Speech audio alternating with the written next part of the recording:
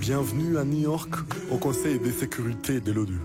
Le rapport mapping sur les crimes commis en heure de Congo-J ici. Et dans la capitale mondiale du coltan, le cycle des violences continue. Les mêmes bourreaux d'hier demeurent le bourreau d'aujourd'hui.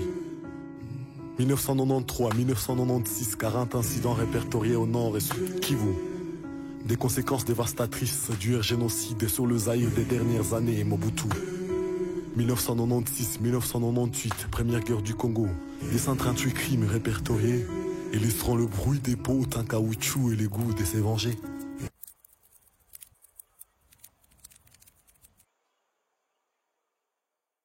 Bonjour et bienvenue. Merci de nous rejoindre à l'édition 2023 de Génécoste.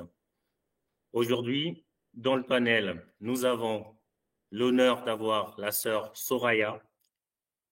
Salut Bonjour. Désiré, merci de m'avoir. Après, à côté de la sœur Soraya, nous avons le frère Rams depuis Goma. Bonjour frère Rams. Et puis le frère Roger qui est à Kinshasa. Bonjour. Bonjour. Le frère Yakil depuis l'Angleterre. Bonjour très cher. Salut Désiré, ravi d'être ici. Et enfin, merci. Et enfin, le frère Sly qui est depuis l'Angleterre aussi. Bonjour très cher frère. Bonjour Désiré, je suis ravi d'être là. Merci. Super. Il y aura une petite présentation du cadre dans lequel nous nous retrouvons et pour lequel nous nous retrouvons. Derrière, les intervenants qu'on a dans notre panel vont se présenter et chacun, selon son expérience, va nous faire un peu un développement de son parcours, de son expérience sur le thème, en lien avec le thème d'aujourd'hui. Et puis, la séquence suivra des témoignages des autres frères et sœurs de partout dans le monde. Nous aurons aussi des chansons. Nous aurons les bougies qui vont s'allumer à un moment donné pour commémorer les victimes de cette atrocité que nous vivons depuis des lustres. Et puis par la suite, les mots de conclusion. Sans plus tarder, je suis Désiré Ilunga, membre actif de KAIP France. Et aujourd'hui, Génocoste 2023 va avoir pour fil rouge le coût économique du génocide congolais. KAIP France va être présenté par la suite par le frère Sly et la sœur Mimi. Et par la suite, nous aurons du coup, comme je viens de le dire, les interventions. Il y a la sœur Soraya qui est avec nous, qui va se présenter quand il aura la parole. Il y a le frère Rams qui nous a rejoint depuis Goma. Merci à tous d'être là, qui va aussi se présenter et nous expliquer son activité sur le terrain autour de ce thème. Le frère Roger aussi avec nous, le frère Sylvestre et enfin le frère Yakil avec qui nous allons échanger. Alors, je passe la parole du coup pour la présentation de KAIP, qui est la plateforme d'action de la jeunesse congolaise.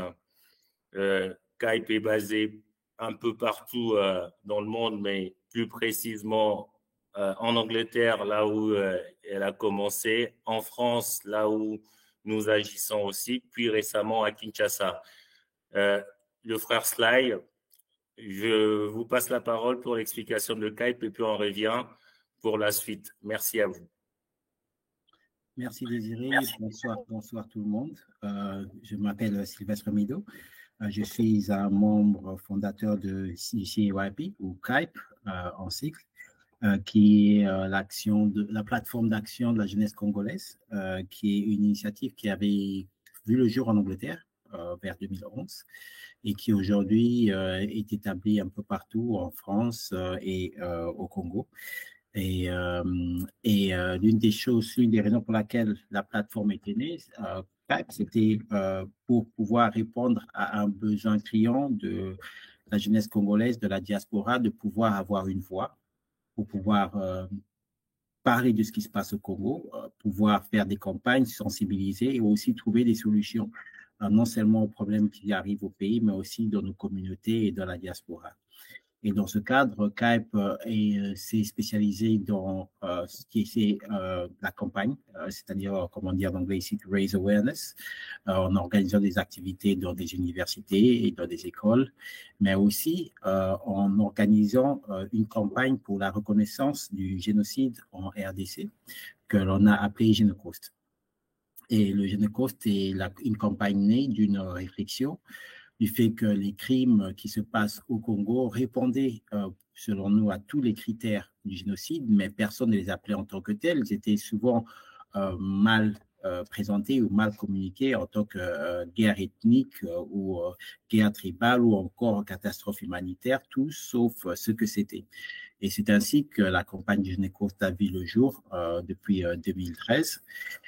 Et que jusqu'à ce jour, elle est en train d'être élargie pour faire connaître au monde entier, en commençant par les Congolais eux-mêmes, que ce qui se passe chez nous est un génocide, est un crime qui doit être puni et on doit demander que justice soit rendue pour toutes les victimes.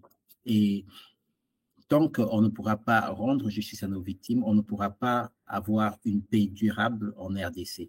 Et c'est vraiment pour cette reconnaissance et pour cette justice et aussi pour la fin du conflit que le CAIP a commencé cette campagne du Génocost. Et aujourd'hui, comme chaque année, nous voulons faire que le 2 août soit une date mémorable dans la conscience congolaise où on pourra parler du problème qu'on a, parler des vies qu'on a perdues, parler des solutions pour le Congo, comment avancer et surtout essayer de donner la version congolaise de l'histoire parce que souvent on a l'impression que d'autres personnes se sont appropriées notre histoire, se sont appropriées notre narratif et aujourd'hui CAIP veut donner justement ce pouvoir, veut redonner cette autorité en fait aux Congolais et à la jeunesse congolaise de pouvoir dire notre histoire selon notre perspective telle qu'elle est et pouvoir trouver des solutions adaptées à nos réalités. Donc ça, c'était un peu une présentation en cours de CAYP, de CAIP et du projet Génocost. Et là, je vais remettre la parole à Désiré et vous souhaiter une bonne continuation. Merci. Merci beaucoup, très cher. Merci beaucoup, très cher. Au sein de CAIP, nous disons que ce qui se joue en RDC, c'est une volonté délibérée d'exterminer un peuple. Et quand on a dit ça, il faut qu'on soit sur le terrain de l'action en interne pour faire valoir ce narratif-là, que nous sommes exterminés. Ce qu'il y a au Congo, c'est un génocide et un génocide doit être réglé par des outils de droit conventionnels, internationaux, de manière à ce que les 10-15 millions de morts que nous comptons aujourd'hui, des chiffres sont phénoménaux, ces morts-là ne soient pas morts pour rien et que justice soit faite. Je ne sais pas si le frère Yakil va compléter avec une ou deux phrases et puis nous passons à la séquence d'après. Merci encore une fois. Donc, moi, c'est Yakil, membre coordinateur de CAYP et de Génocost. Je suis en Angleterre. Ce qu'il y aura à dire, c'est déjà dire que ça fait 10 ans que nous avons commencé le concept de CAYP, de Génocost. Et 10 ans plus tard, on se rend compte que le 2 août n'est toujours pas considéré comme une journée de commémoration pour les 6, 10 et 15 millions de morts. Et il est important de se rendre compte de l'histoire de notre pays afin de ne pas répéter les mêmes erreurs du passé. Et lorsqu'on n'en parle pas, il n'y aura jamais de vraies solutions. Ce n'est qu'un début, avoir cette commémoration qui va maintenant amener aussi pas seulement au changement, mais à la réconciliation de ce qui s'est passé. Donc c'est 10 ans plus tard, c'est aussi quelque chose, il y aura encore mieux à faire dans les années qui viennent, mais déjà, commémorer le 2 août chaque année est un grand pas. Merci. Merci, très cher frère. Tous les ans, le Génocost est placé sous un thème particulier. En 2021, la commémoration du 2 août s'articulait autour de l'impunité sur ces massacres. En 2022, nous avons parlé de la justice, paix et réconciliation, comme vient de le dire le frère Yakil. Cette année, nous avons opté au sein de CAIP pour discuter autour du coût économique du génocide congolais. Ce génocide a un coût humain, nous l'avons dit, 10, 12, 15 millions de morts que nous déplorons. À côté de ça, économiquement, la RDC subit un préjudice que l'Organisation internationale du sécurisme chiffre aujourd'hui à 1,7 milliard de dollars sur la période, 1700 milliards, pardon, excusez-moi, 1700 milliards de dollars sur la période de 2000 à 2020. Donc, ces 20 ans-là. 1700 milliards. Pour vous donner un ordre de comparaison, c'est 3 fois le PIB de la Belgique en 2022. C'est énorme. Et là, ce sont des estimations. Donc, au sein de CAIP, nous nous sommes constitués en équipe projet pour parler, aborder ce sujet-là. Le frère Slay a dit que le Congolais devait avoir une parole d'autorité sur ce qui s'est passé en RDC. Et c'est à nous de mettre sur la table des sujets sur lesquels les Congolais, nous, les autres, vont se pencher. Et ces sujets doivent être élaborés, doivent être construits de manière rigoureuse et sérieuse pour pouvoir demander réparation côté pénal et réparation côté financier. Alors, quand on parle du coût économique du génocide congolais, je vais introduire en 2 minutes, on voit plein d'aspects. On voit les pertes sèches qu'on a dans la déstructuration de nos infrastructures, ok? La guerre détruit les bâtiments, détruit les ponts, détruit le tissu, en tout cas, infrastructure du pays et empêche le développement du pays. Donc, dans ce compartiment-là, on doit faire l'inventaire de tous nos ponts, de toutes nos routes qui ont été dénaturées, qui ont été abîmées, dont on n'a pas été en mesure de reconstruire suite à ce chaos. Et il y a les infrastructures, il y a la production locale.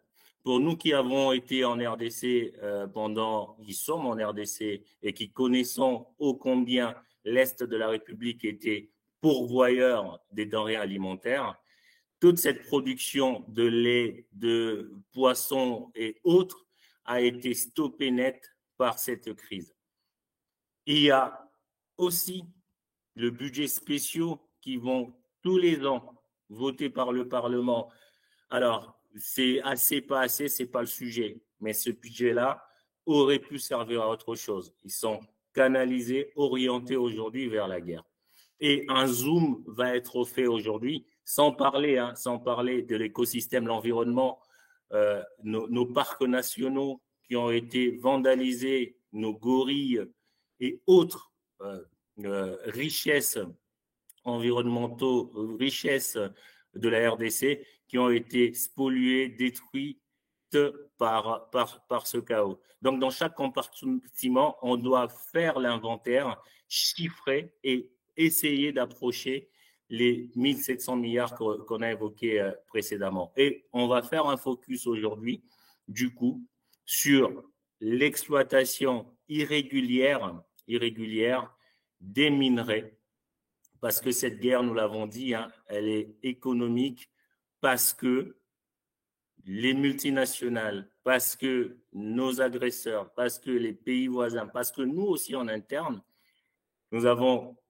ériger en modèle un système prédateur, de prédation autour de nos minerais, et la RDC souffre de ce manque à gagner-là.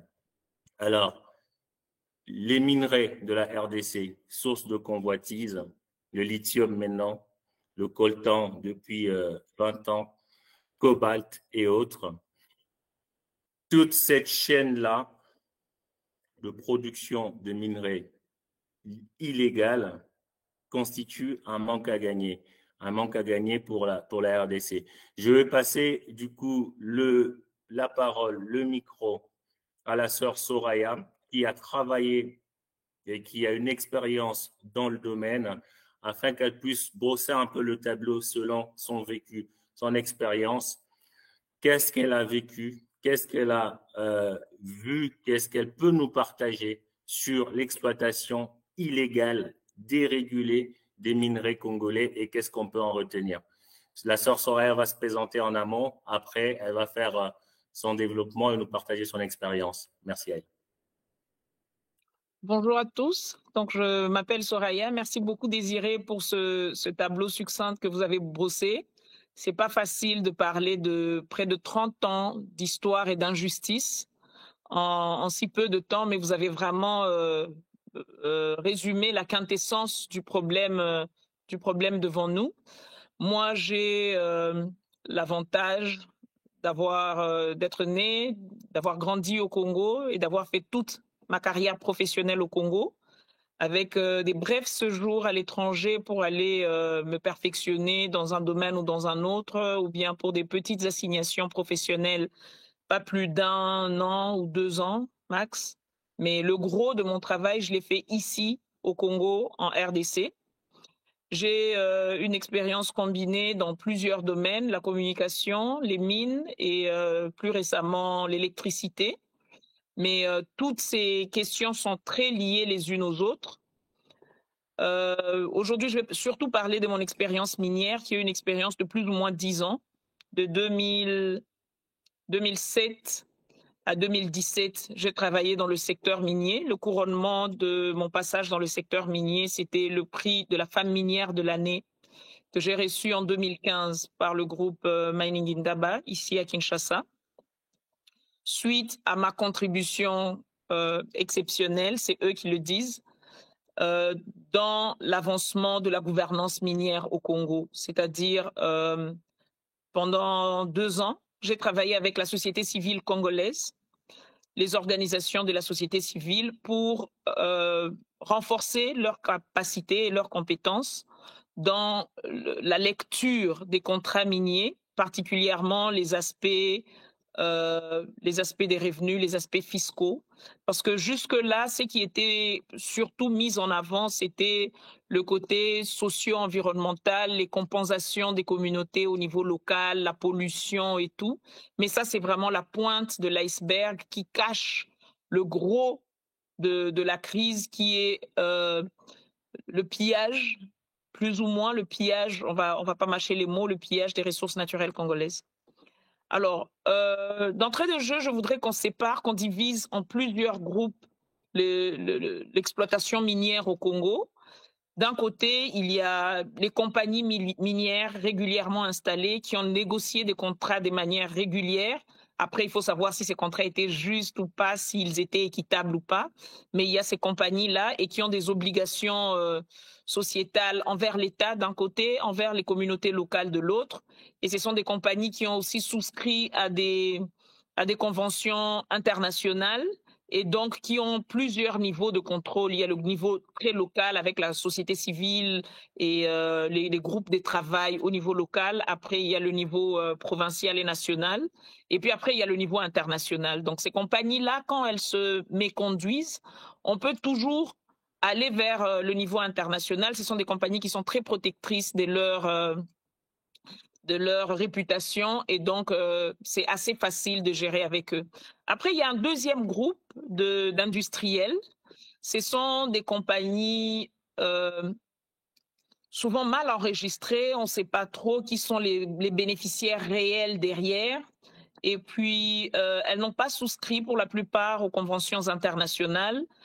Leurs titres sont flous, leurs titres miniers. Ils sont flous, on ne sait pas trop comment ils ont acquis ces titres miniers, quelles sont leurs obligations par rapport à l'État. Parfois, il y a des taxes qui sont annulées par certaines autorités étatiques. Et puis, quand on creuse derrière, on se rend compte qu'il y a des autorités étatiques qui sont derrière ces compagnies-là.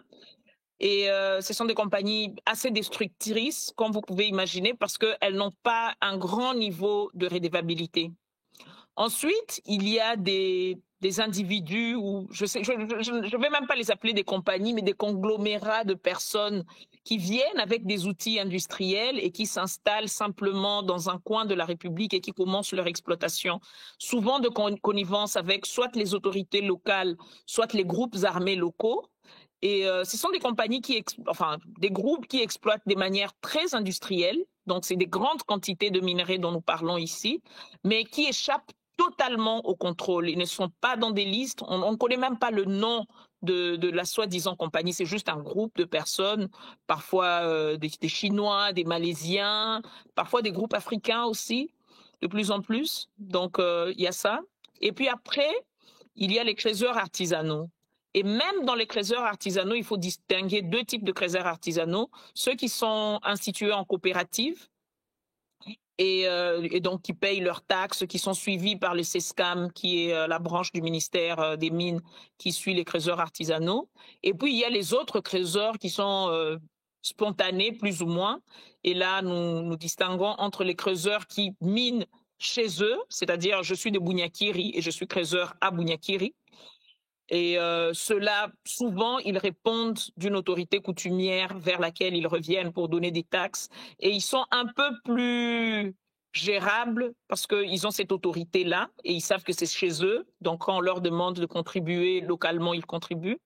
Et puis, il y a les creuseurs qui viennent d'ailleurs. Et ailleurs, ça peut être d'une autre province ou bien parfois d'un autre pays. Et eux n'ont aucun respect pour les autorités locales. Pas tous, évidemment, mais la plupart n'ont aucun respect pour les autorités locales et ils pillent. Et le plus souvent, ils travaillent main dans la main avec les groupes armés qui contrôlent ces zones minières. Donc ça, c'est un peu le contexte avec les différents acteurs. Et puis, puisque nous parlons de la cartographie et de l'inventaire des sévices économiques que nous subissons, c'est bien de savoir qui sont qui et qui font quoi. Et surtout dans la partie documentation, je pense que c'est là qu'il y a le plus grand gap, parce que nous savons tous qu'on pille au Congo, mais on pille exactement combien. Et puis les mines, c'est pas la même mine. Il y a des mines de diamants, il y a des mines de cobalt, il y a des mines de cuivre, il y a des mines d'or, il y a des mines il y a tous les autres métaux accompagnateurs, c'est-à-dire quand il y a l'or, il y a un peu l'argent dedans. Quand il y a le cobalt, quand il y a le cuivre, il y a un peu de cobalt dedans. Donc il y a toutes ces dimensions-là qu'il faut entrer en profondeur pour pouvoir évaluer. Alors, il y a certaines initiatives, donc après avoir brossé le contexte, je vais maintenant parler de quelques initiatives qui ont été mises en place. Il y a des initiatives pour la transparence du secteur, c'est comme Publish What You Pay, publier ce que vous payez, qui est une initiative qui a été mise en place par des organisations internationales pour imposer aux compagnies minières de publier ce qu'elles payent. Et là, vous comprenez que c'est seulement les compagnies qui ont souscrit à ce type d'initiative qui vont publier.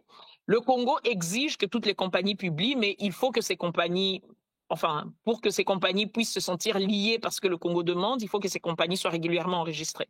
Et c'est là qu'on voit maintenant toute la complexité avec les différents acteurs. Le gros de ces acteurs ne sont pas enregistrés. Quand on voit le secteur de l'or, par exemple, plus de 90% de l'exploitation de l'or se fait de manière totalement illégale et exportée de manière totalement illégale dans des destinations comme Kigali, Kampala, Bujumbura, la Tanzanie, Dubaï.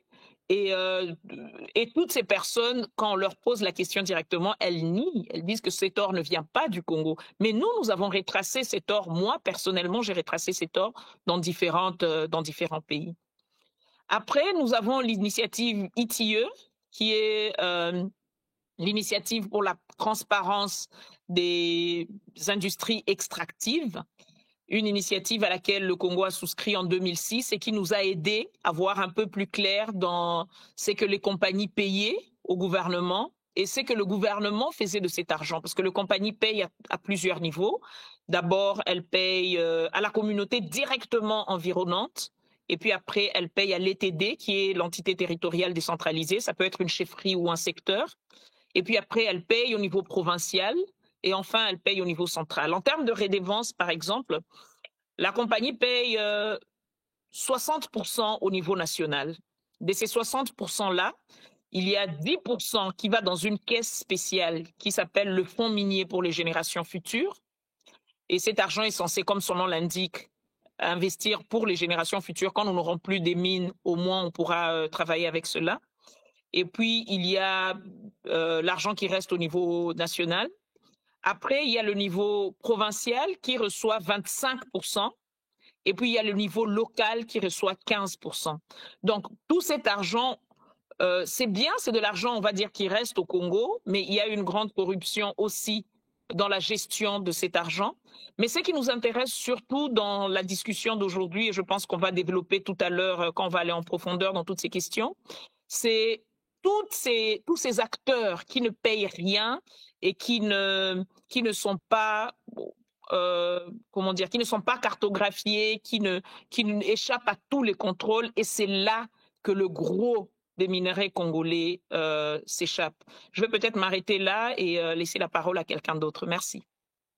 Merci, très chère sœur. C'était saisissant, en tout cas le tableau tel que posé, avec l'exploitation et ces entreprises qui, pour beaucoup, ne sont pas répertoriées, ne sont pas identifiées, et dont beaucoup encore d'entre elles exploitent sans même respecter les règles de vie et respecter les autorités locales.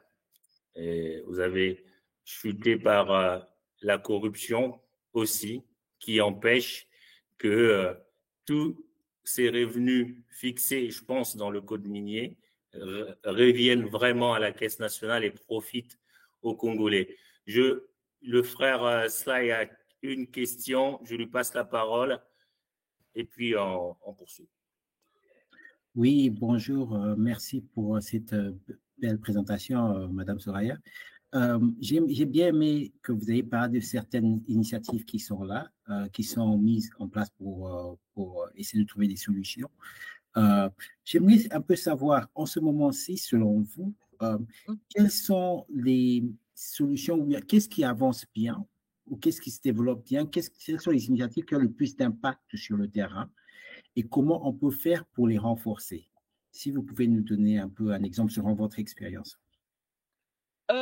Selon mon expérience, la première initiative que je vais citer, c'est l'exhortation du gouvernement congolais aux entreprises minières de mettre de la valeur ajoutée dans les produits miniers à partir de la RDC. C'est une initiative qui avait commencé au Katanga dans les années 2010-2011. Malheureusement, avec le manque d'énergie, ça n'avait pas vraiment pris. Mais là, maintenant, le Congo est en train de monter sa production d'énergie. Et donc, cela va permettre déjà par exemple, la raffinerie d'or qu'il y a dans le Kivu permet de capter une grande partie de l'or qui s'échappait, qui sera désormais raffiné au Kivu. Pour le cobalt, c'est pareil. Il y a des entreprises maintenant qui ouvrent, ici à Kinshasa, je vais parler de Proton par exemple, pour n'y citer que celle-là, qui produisent des câbles en cuivre au-delà des cathodes de cuivre. Maintenant, on va un peu plus loin dans la création des richesses au niveau local. Les entreprises se rendent compte que c'est moins cher pour elles de le faire ici au niveau local plutôt que de les exporter et d'aller le vendre. Ça, c'est la première chose. La deuxième initiative que je dirais qui mérite d'être soutenue, c'est cette documentation. Parce que même si on doit revendiquer, même si on doit demander des compensations, ça sera très difficile de venir avec des chiffres comme 1000 milliards ou 2000 milliards. C'est des chiffres tellement grands qu'on n'arrive pas à les conceptualiser. Et on sait bien que la communauté internationale, quand on commence à parler de compensation financière, elle se braque après. Donc, ça serait bien de vraiment encourager les initiatives de documentation. Et là, il y a plusieurs plateformes au niveau local. Il y a une plateforme qui s'appelle Makuta ya Maendeleo qui regroupe plusieurs organisations de la société civile nationale et qui trace comment cet argent est utilisé. Évidemment, cette société civile est déjà dans l'ITIE, est déjà dans Pay, Publish What You Pay et tout ça. Et donc, il y a des initiatives soft du côté de la société civile, la documentation et tout. Il faut que le gouvernement s'approprie ces actions. Au jour d'aujourd'hui, il n'y a aucune action gouvernementale dans la documentation du génocide et surtout dans la documentation du coût. Le coût humain, vous avez dit 10 ou 15 millions, c'est quand même un écart de 5 millions de personnes. Ça ne devrait pas être le cas. On peut comprendre un écart de 50 personnes, 100 personnes, mais on ne peut pas comprendre un écart de 3000 personnes entre la version que vous donnez et celle que je donne. Déjà, ça, c'est pas sérieux au moment où on fait des revendications. Mais qu'on ait des écarts de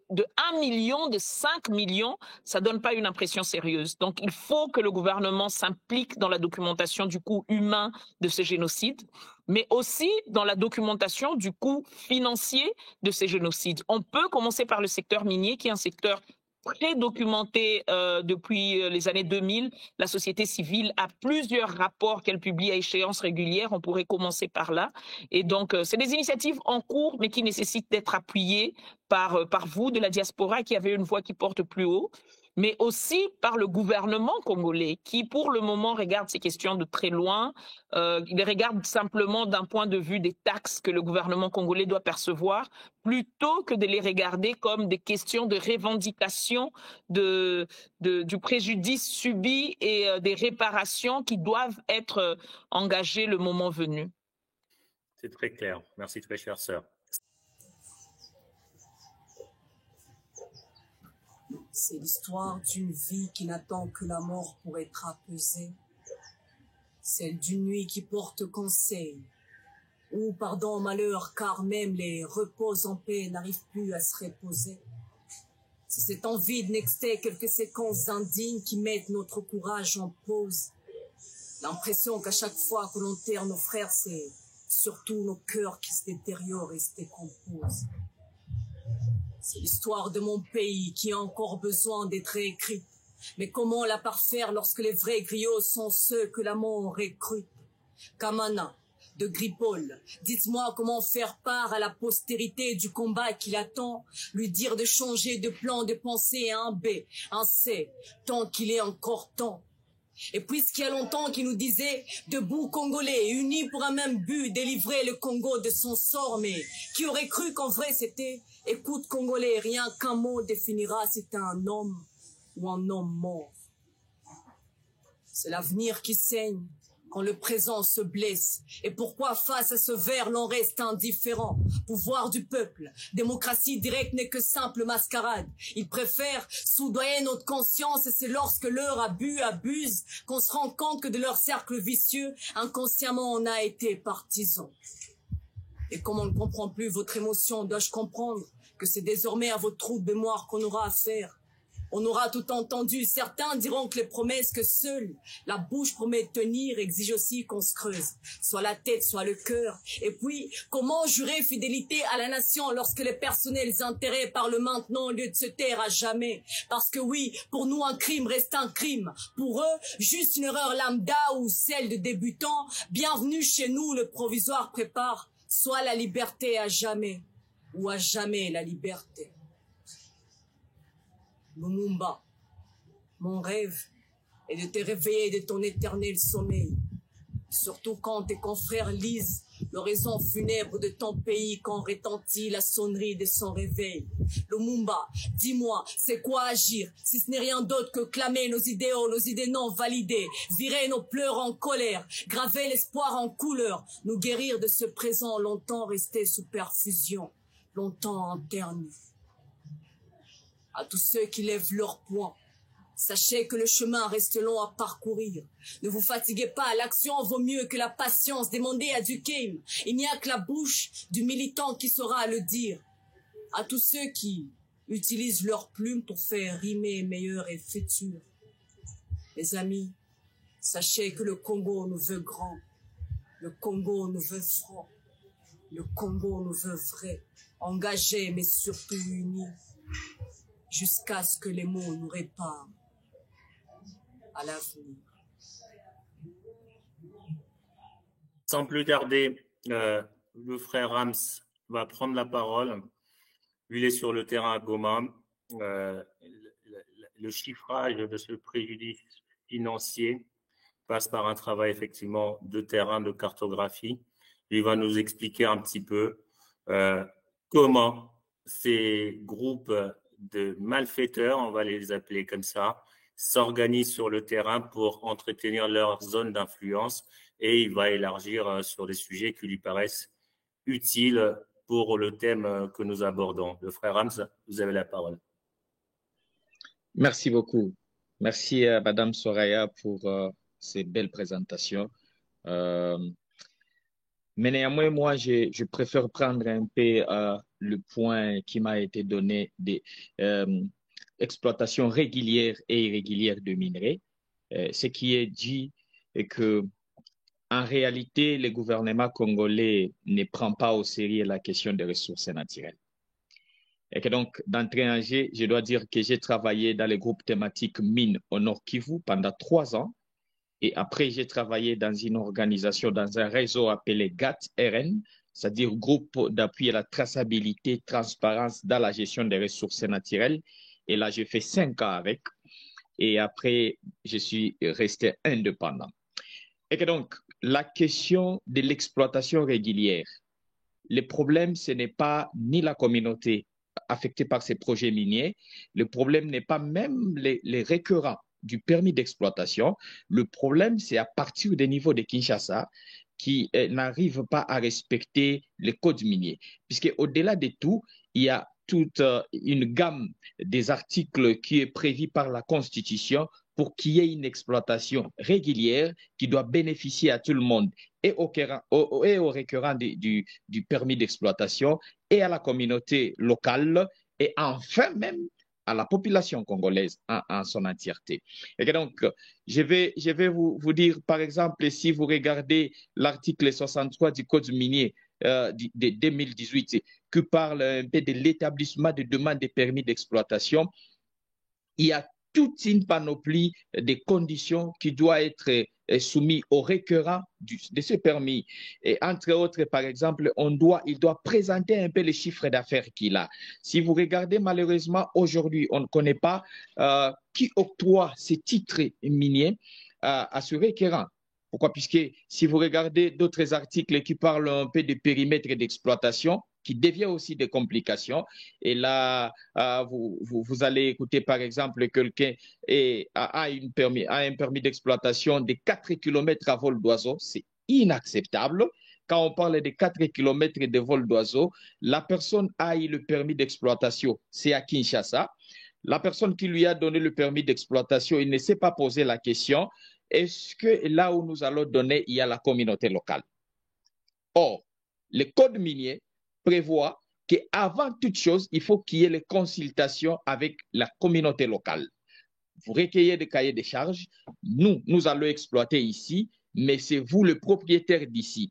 Comment on fait? Et là, j'arrive à ce que Maman Soraya était en train de dire par rapport aux réparations, puisqu'on ne doit pas venir chez moi, Ramskiriza, et qu'on commence à exploiter, on me déguerpisse sans pour autant me ramener dans mes droits, qui est dû le code minier, qui doit indemniser, qui doit délocaliser, qui doit réinsérer les gens dans leur communauté où ils seront affectés. Et que donc, c'est avec ça qui frustre la communauté et appelle cette communauté à prendre maintenant des mesures de protection, malheureusement.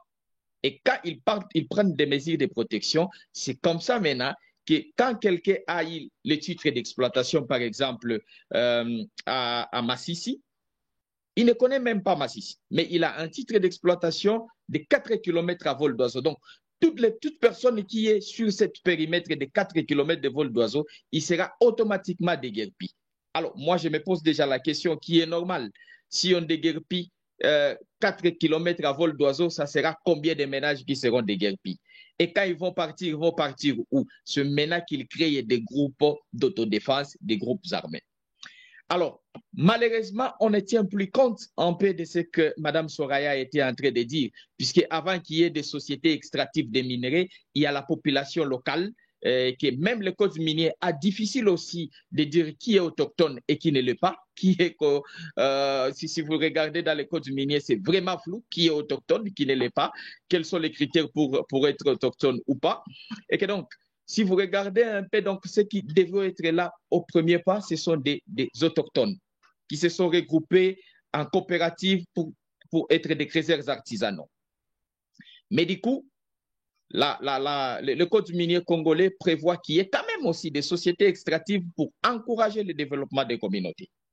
Et que maintenant, le code minier prévoit qu'il faut qu'il y ait consultation entre la communauté affectée, entre la société qui va exploiter les minéraux, mais maintenant c'est ce cahier des charges qui va être déposé au niveau du ministère national des mines et ça sera regardé avec le cadastre minier.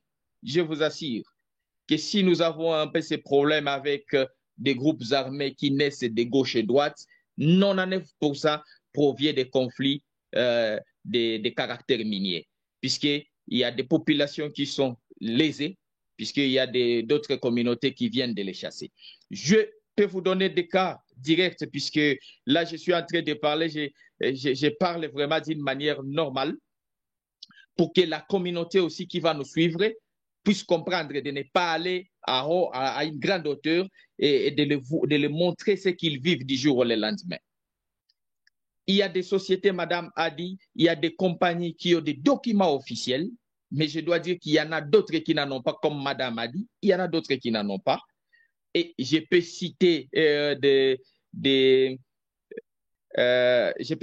des sociétés, mais malheureusement pour des raisons déontologiques, nous ne pouvons pas trop y entrer là-dedans. Mais il y a ce problème qui se voit à Walikale, le même problème est à Massissi, les mêmes problèmes avec des sociétés qui ne respectent ni la loi ni quoi que ce soit. C'est prévoir au niveau aussi des Bukavu, à Twangiza, à Missis.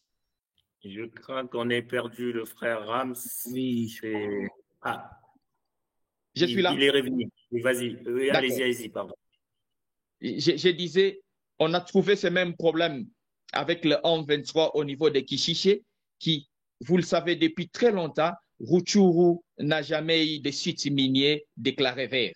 Rutshuru a toujours des sites miniers déclarés rouges. Et à Kishiché, pourquoi on a tué les gens? Puisqu'on a trouvé le lithium et le pyrochlore à ce niveau. DSLC, quand on est en train de parler des coûts, DSLC, depuis qu'ils sont là aujourd'hui, une année, ils ont exploité combien et comment? Et partir où? Et que donc, la question de l'exploitation régulière requiert trois choses que moi je dois proposer. La première des choses est que le gouvernement congolais doit respecter les codes miniers, c'est-à-dire donner toutes les conditions aux requérants du titre minier. Deuxième chose, entre autres, par exemple, l'étude d'impact environnemental. Il faut exploiter là pendant combien d'états, il faut retourner après combien d'états et comment est-ce que ces minéraux vont être répartis. Puisque aussi on a le problème d'encheminement de ces minéraux-là.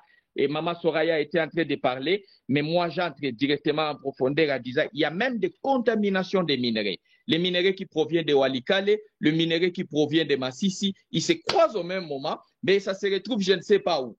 Voyez-vous? Alors, il y a des commissionnaires, quand Maman a parlé un peu des compagnies minières, il y a des commissionnaires dans des compagnies minières. Ils viennent sans fonds, sans quoi que ce soit. Et quand ils sont là, ils récupèrent le minerai des creuseurs artisanaux en crédit pour payer après 2 mois, après 3 mois. Et s'ils commencent à payer 2-3 fois, et qu'ils commencent à réclamer 2-3 fois et qu'ils ne payent pas, c'est voilà le début des affrontements. Et enfin, la grande question que je me pose par rapport aux clés de répartition des taxations. Maman Soraya en a parlé directement en passant. Surtout ce qui m'inquiète, c'est des choses. En 2018, on a fait une organisation qu'on appelait le Basket Fund pour des miniers.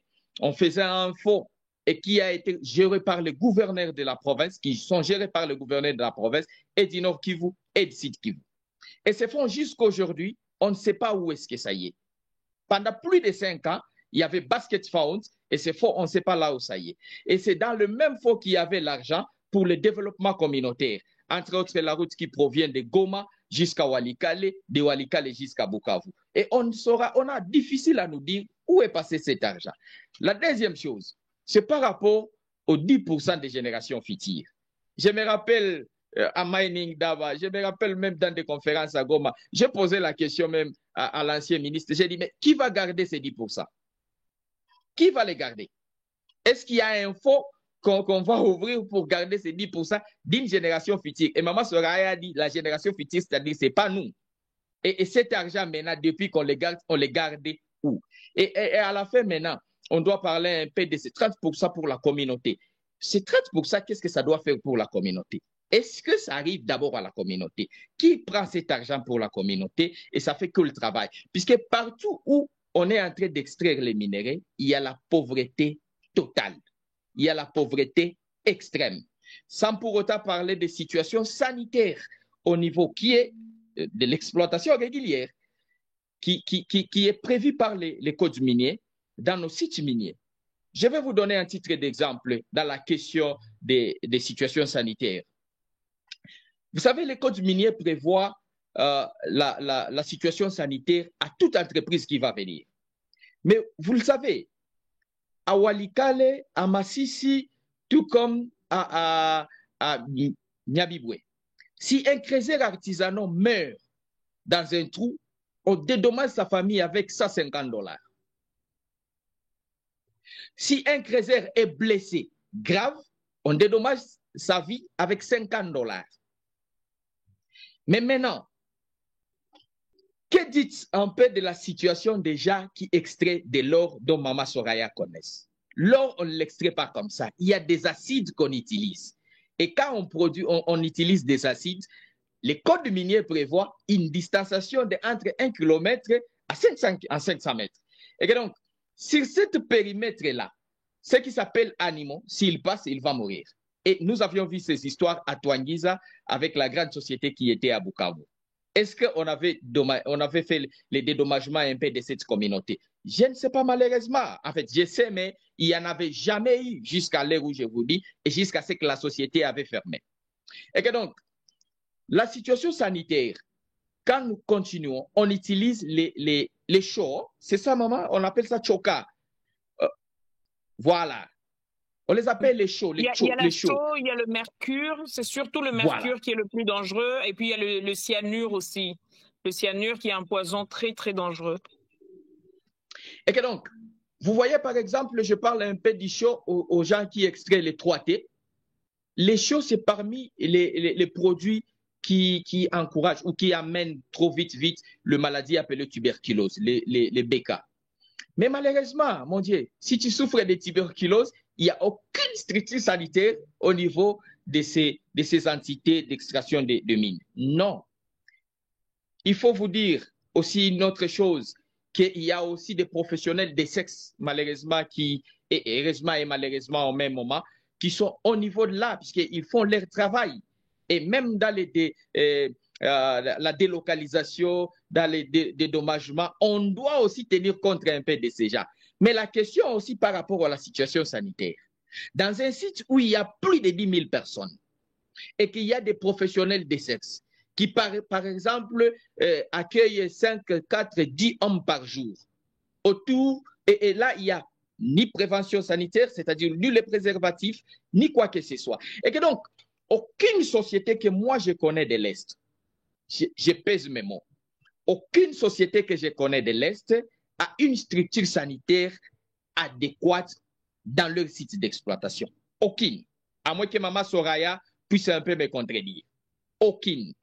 Et que donc, pour finir, merci beaucoup, mais pour finir, essayez que je vous donne un mot.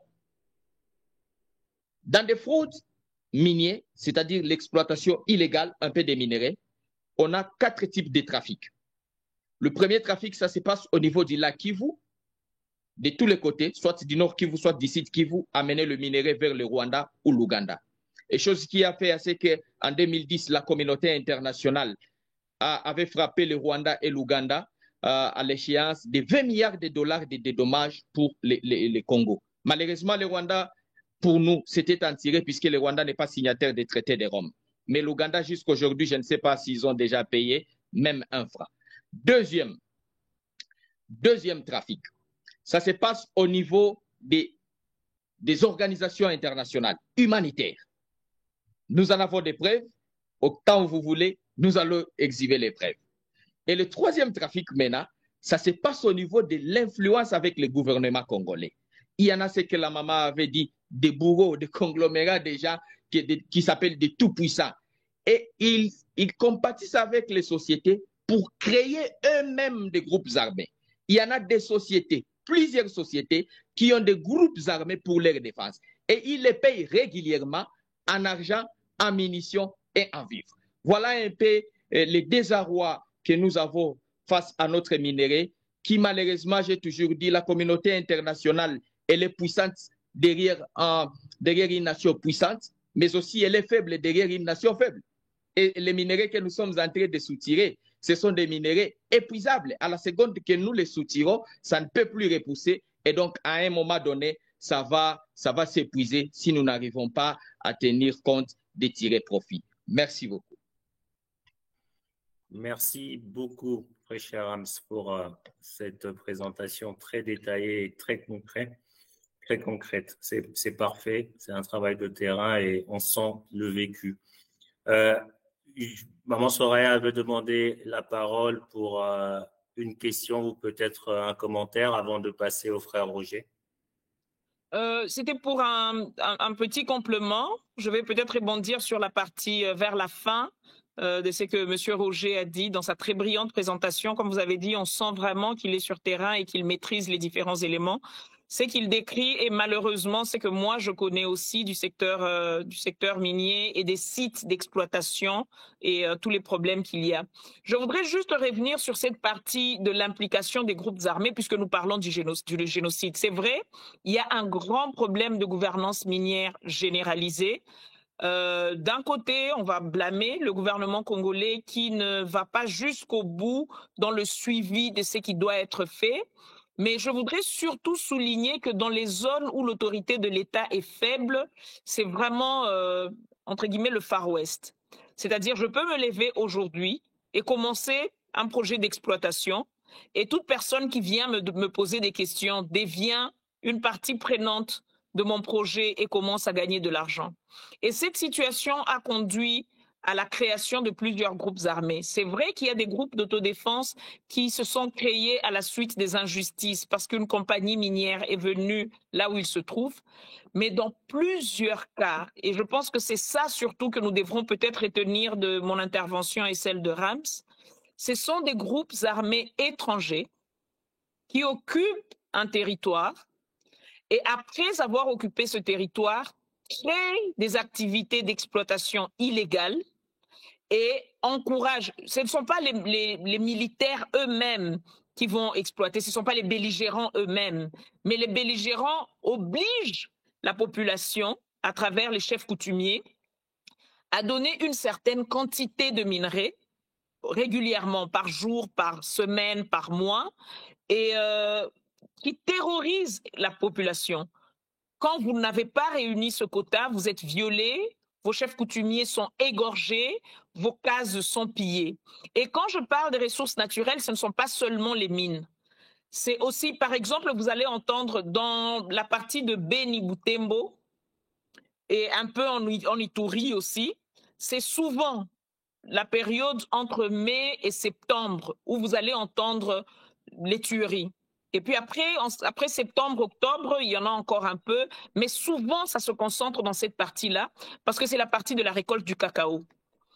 Donc les populations vont cultiver leur cacao et quand ils arrivent à maturité, il y a des groupes armés qui viennent des pays voisins qui égorgent les femmes et les enfants qui vont dans la récolte des cacao, qui pillent toute la récolte de cacao. C'est des véritables razzias qui sont organisés autour de cette période et qui ramènent tout ce cacao dans le pays voisin pour être vendu comme une production des pays voisins. La même situation arrive avec le café au Sud Kivu et même avec le fromage du Kivu, que nous sommes tellement fiers de ce fromage, mais des grandes fermes congolaises dans les hauts plateaux, dans le Kivu, sont pillées par des belligérants étrangers. Donc, c'est surtout cette partie-là qu'il faut souligner. C'est vrai qu'il y a un problème de gouvernance minière, c'est vrai qu'il y a des pertes par rapport à ce que les compagnies devaient payer mais ne payent pas, et certaines compagnies devaient être enregistrées mais ne le sont pas et tout ça.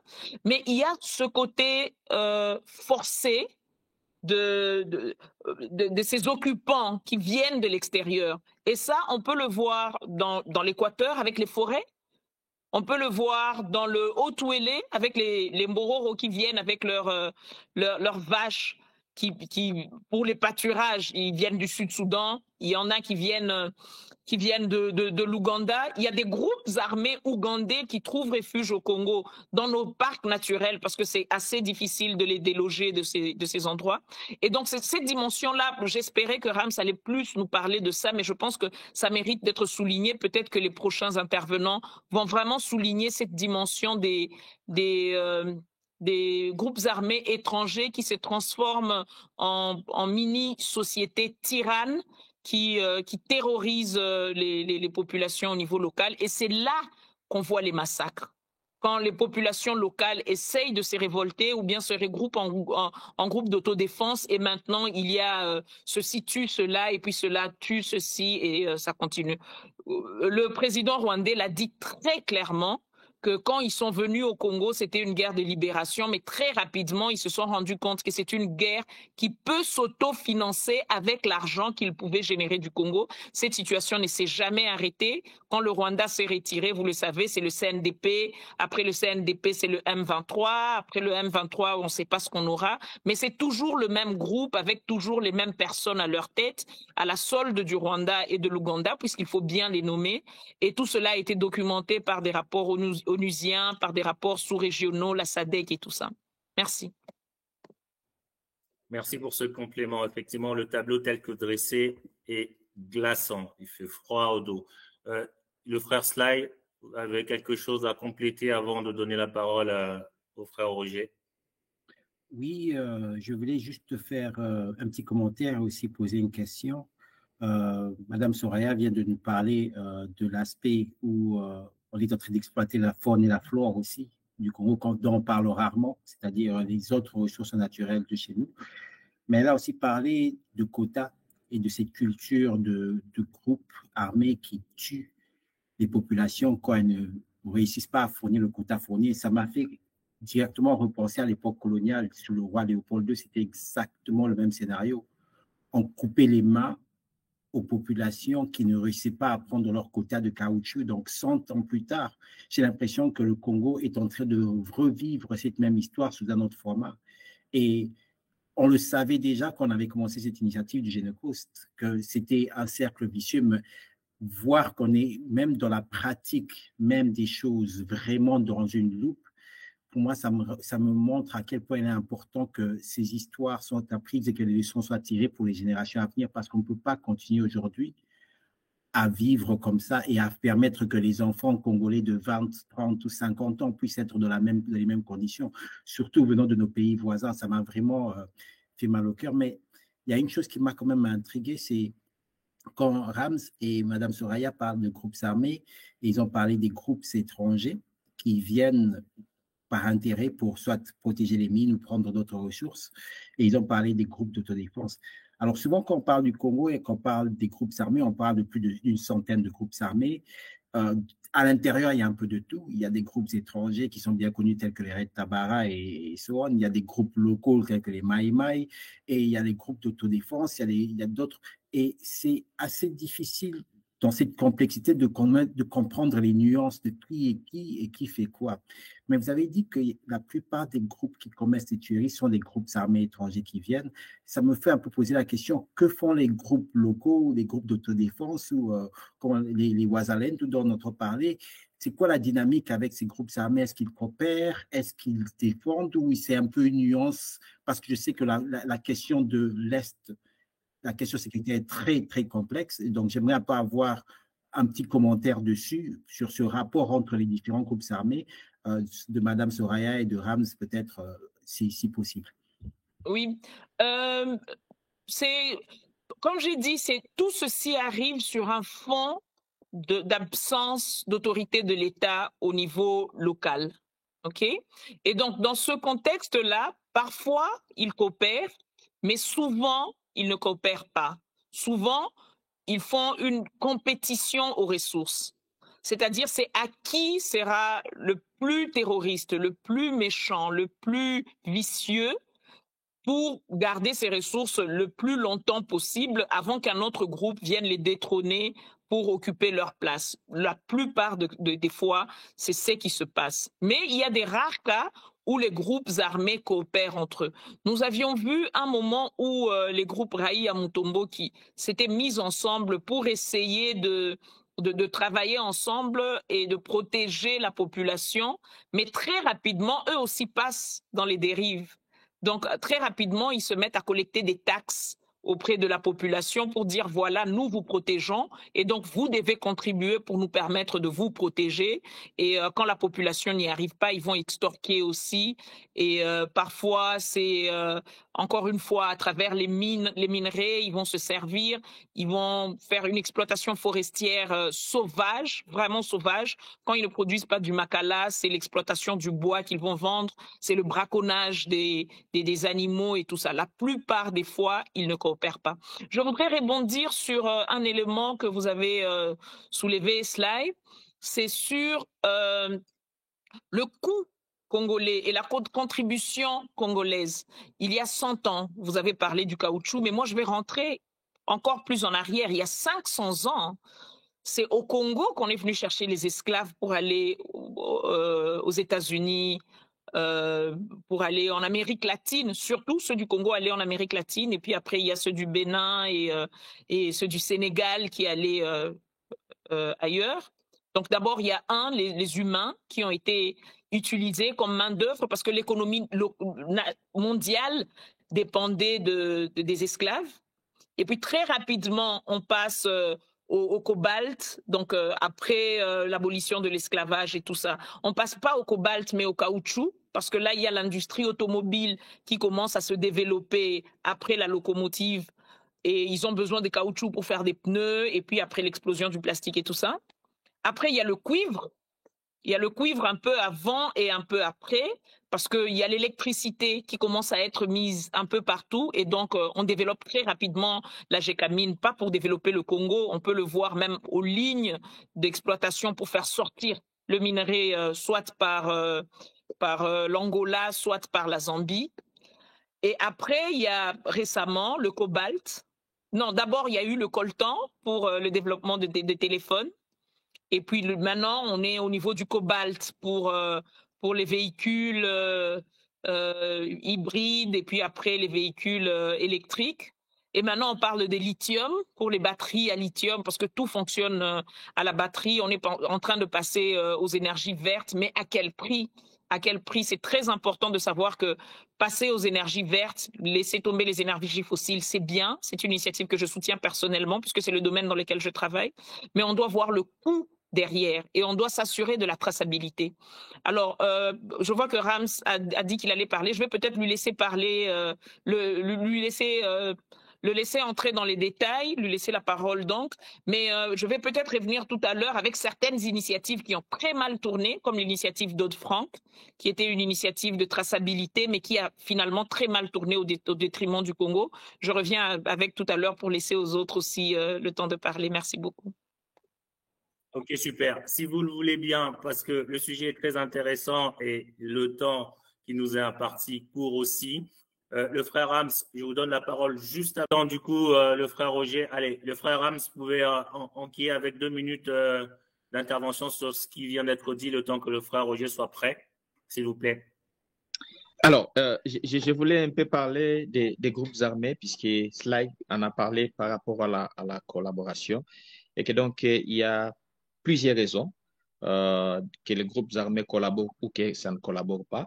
Mais la plupart des cas, quand moi je suis au terrain, je ne trouve pas trop les groupes armés qui collaborent. Je commence par des choses. Il y a des groupes armés étrangers. Et comment est-ce que ces groupes armés étrangers arrivent? Maman Soraya nous avait d'abord parlé un peu de ça, mais moi je vais aussi aller au-delà de ça. Il y a même des sociétés extractives des minéraux qui créent des groupes armés, qui enlèvent des militaires étrangers et les amènent ici au Congo. Par exemple, je prends le cas de Rubaya. Vous voyez, Rubaya, avec l'entreprise semi-industrielle, était gardée avec les éléments carrément rwandais et ougandais. Il n'y avait personne comme Congolais. Et maintenant, c'était séparé en des blocs. Il y a les blocs de Nyantura qui protègent les trésors artisanaux. Il y a le bloc de Rwandais qui protège la société extractive des minerais. Et que donc, ces deux groupes armés ne peuvent jamais en aucun cas collaborer. Mais le problème était quoi? Le problème était le gouvernement congolais, puisqu'il n'y avait pas des éléments de FARDC au niveau du territoire de Rubaya. Ça, c'est le premier point. Le deuxième point maintenant, c'est qu'il y a aussi des gens, des garçons du quartier, qui par manque d'entrée ni dans la société, ni aux trésors artisanaux, c'est-à-dire des coopératives, puisque partout il faut payer. Maintenant, ils se mettent autour d'une table et créent quelque chose pour déstabiliser un peu la population. Il y a aussi des groupes armés un peu comme ça. Et elles s'appellent des groupes armés d'autodéfense. Et que comment est-ce qu'ils vont vivre? Ils vont devoir essayer parfois de bousculer les trésors artisanaux. Ils vont devoir essayer de bousculer un peu la société et voir, je l'appelle de balles d'essai, voir si les sociétés extractives des minéraux peuvent, entre guillemets, les accompagner avec quelque chose. Voilà, c'est à ce niveau. Le deuxième niveau, si vous voyez par exemple le territoire de Rutshuru, quand on parle de l'exploitation naturelle, merci maman, ce n'est pas seulement les minéraux, il y a le pétrole, il y a le caoutchouc, il y a le cacao, il y a le cobalt, il y a même du bois. Et que là, je parle un peu du pétrole. Nous avions suivi, puisque nous sommes dans Génocoste qui parle un peu du génocide, les génocides qui s'étaient passés à Kiwanja en 2011, si j'ai une bonne mémoire. Non, ce génocide, jusqu'à aujourd'hui, on n'arrive même pas à dire qui avait tué à Kiwanja. Mais ce sont des jeunes qui se sont révoltés pour l'exploitation illégale du pétrole dans le parc de Virunga, avec la petite société qui avait disparu après un moment, malgré qu'on avait un peu tué les gens. Mais de l'autre côté, si vous regardez par exemple à Vichumbi, à Nyakakoma surtout, il y a l'exploitation du pétrole avec l'Ouganda qui est de ce côté-là. Et l'Ouganda envoie des groupes armés au niveau du Congo pour protéger un peu leurs biens. Et que la population qui est là aussi doit se préparer. Et que donc, en un mot, de ma petite expérience dans les mines, je ne trouve pas assez de groupes armés qui coopèrent. Chaque groupe armé travaille pour ses propres intérêts. Il y a même des groupes armés qui sont créés par des chefs coutumiers. Puisque au finish, le chef coutumier ne reçoit ni taxes, ni redevance, ni quoi qu'il en soit. Mais maintenant, il doit créer aussi des groupes armés pour regarder comment est-ce qu'il va autofinancer un peu le développement de son entité. Et que donc, je ne sais pas, je ne peux pas affirmer ce que je n'ai pas vu, ce que je n'ai jamais vu de moi-même avec un peu d'expérience que j'ai, des groupes armés, surtout étrangers et congolais, qui essayent un peu de coaliser. Et en fait, pour finir, nous avions eu les mêmes problèmes avec ces groupes armés au niveau de Walikale. Je crois, Maman Soraya, on connaît un peu l'histoire. Avec la création de Tabu Taberi Tcheka, qui a été créé d'office par le Rwanda, c'est un sujet congolais et qui est aux arrêts aujourd'hui. Mais maintenant qu'il a eu des contradictions avec son chef d'état-major qui jusqu'à même, à l'heure où je suis en train de dire, il contrôle tout Walikale, il s'appelle Guidon Simwerai, avec NDC rénové, mais à forcerie de ne pas partager bien le butin et les intérêts, Guido aussi il y a aussi une autre scission avec son chef d'état-major qui s'appelle Bouira. Et aujourd'hui, ça crée des conflits graves. Et on partage même les zones d'exploitation. Il y a des zones d'exploitation, par exemple, Kalaï, Boeing et vous descendez, qui sont protégées par Bouira. Mais de l'autre côté, sont protégées par Guido. Et que la collaboration, c'est au niveau des intérêts, si je dois le dire. Si l'un trouve qu'il n'a pas de désintérêt par rapport aux autres, il peut même inviter des groupes armés ou des personnes étrangères pour venir un peu lui seconder le coup de main. Merci. Super, super. Merci à vous. Le frère Roger, vous avez la parole. Merci beaucoup. Oui, allez, on vous écoute. Merci beaucoup pour la parole m'accorder. Au fait, comme on a dressé vraiment le tableau sombre de la situation qui nous guette aujourd'hui depuis plus de 30 ans, et que si rien ne fait finalement, c'est le peuple congolais qui sera exterminé. Si on remonte dans l'histoire, cela a déjà été fait. Alors de la conquête des Amériques par les Occidentaux, les Européens, on a vu comment ils ont décimé tous ces Amérindiens. Et au niveau de l'Australie et de Nouvelle-Zélande, comment les aborigènes ont presque disparu. Et c'est la même situation qui nous guette aujourd'hui. Si aujourd'hui, moi, je commence à militer, peut-être parce que je suis dans cette situation depuis que j'étais à l'école primaire, la FDL qui arrive, les RCD, tout ça, les CNDP, 1-23, 1-23 bis. Voici toute une génération, toute ma vie. Je suis en train je suis né presque dans la situation, j'ai grandi avec, j'ai fait famille avec, et je vais presque mourir avec cette situation. Et les gens continuent à mourir. Si aujourd'hui, par exemple, au territoire de Beni, un territoire qui pouvait avoir facilement peut-être 10 ou 11 sièges, aujourd'hui, on en a pratiquement peut-être 8. Pourquoi les 4 autres sièges-là, il n'y en a plus? Parce que ce sont des gens qui sont tués, qui ont été égorgés et qui ne sont plus là. On vient, on arrole, et puis bon, tout le monde a fui, ou bien on ne sait plus, on a perdu autant, et les gens sont en train de diminuer petit à petit. Donc, si cette situation continue et que ça fasse encore 50 ans finalement, au bout de certains temps, c'est toute cette partie du pays-là qui sera exterminée au nom des intérêts justement que nous avons, que le Génocide a toujours dénoncé. Parce que aujourd'hui là, nous sommes en 2023, ça va faire 30 ans, et il n'y a aucune initiative au niveau surtout interne, parce que moi je vais focaliser surtout mon intervention au niveau de la responsabilité de l'État congolais, au niveau interne. Quelle est aussi notre part de responsabilité? Parce que les pays voisins, oui, on les a beau accusés, les Kagame, les Museveni, et tous ces autres pays de la sous-région, tout le monde ne vise justement que la RDC. Vous avez suivi la présidente de la Tanzanie qui disait à Kiswahili, Congo niso kokubwa, nasi tutaenda kule. Donc, nous irons aussi au Congo, aller conquérir ces marchés, donc exploiter comme les autres ont toujours fait. Parce que les pays de la région ont déjà compris la question. C'est nous qui ne comprenons pas. Le Kenya venait de racheter BCDC. Hein. Aujourd'hui, c'est devenu Equity Bank. Il y a KBC qui a déjà racheté TNB. Voilà donc des entreprises qui arrivent étrangères et qui contrôlent pratiquement notre économie parce que nous ne sommes rien. Et on n'a aucune vision par rapport à la grandeur, aux défis et tout ça et aux enjeux du monde. À la première année, un agent de Equity qui me confie, qui dit que Equity a gagné 43 millions de dollars à la première année de son implantation en RDC. Et curieusement, Equity coupe tous les avantages sociaux des agents. Vous voyez, on a un papa qui a 9 enfants, 7 enfants, qui se retrouve comme ça, la banque payait des minervales pour ces enfants-là, on essaie de contribuer pour les nourrir, et la banque vient étrangère de la région du Kenya et coupe tout. Ainsi de suite. C'est la même chose qu'aujourd'hui avec TMB. Aujourd'hui, Equity compte aussi investir dans les mines, donc se focaliser dans les mines. Vous comprenez que ce sont les pays de la région qui ont déjà compris qu'il n'y a aucun leadership sociétal et gouvernemental au sommet de l'État et que c'est une jungle, tout le monde peut venir faire n'importe quoi. On a vu les contrats qu'on a accordés au Rwanda, non? Le Rwanda, au début de ce régime-là, la chose qu'on a pu faire, c'est gratifier le Rwanda, lui donner les carrés miniers, n'est-ce pas? Un pays qui nous a agressés, qui a tué, qui viole, et encore on les gratifie par les carrés miniers. C'est Rwanda qui vient exploiter ici, pendant que Congo Airways ne fonctionne pas. Donc, tu vois que cette guerre a cette dimension économique que les peuples congolais et les dirigeants peut-être ne perçoivent pas, ou bien les citoyens de lambda ne perçoivent pas, ou bien que les gens connaissent, mais ne veulent pas en parler. C'est cette dimension économique qui est même à la base de cette extermination des peuples congolais. Et que nous, aujourd'hui, peut-être on pourrait, peut-être à 100 ans, le Congo pourrait être comme, je disais, l'Australie, où il n'y a plus les autochtones, où on a tué tout le monde. Et c'est ce qui se dessine parce que ça n'arrête pas, finalement, ça continue.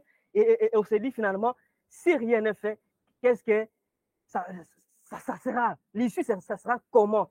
Donc, c'est un suicide collectif. C'est quoi finalement? Et voilà un peu le nœud de la question.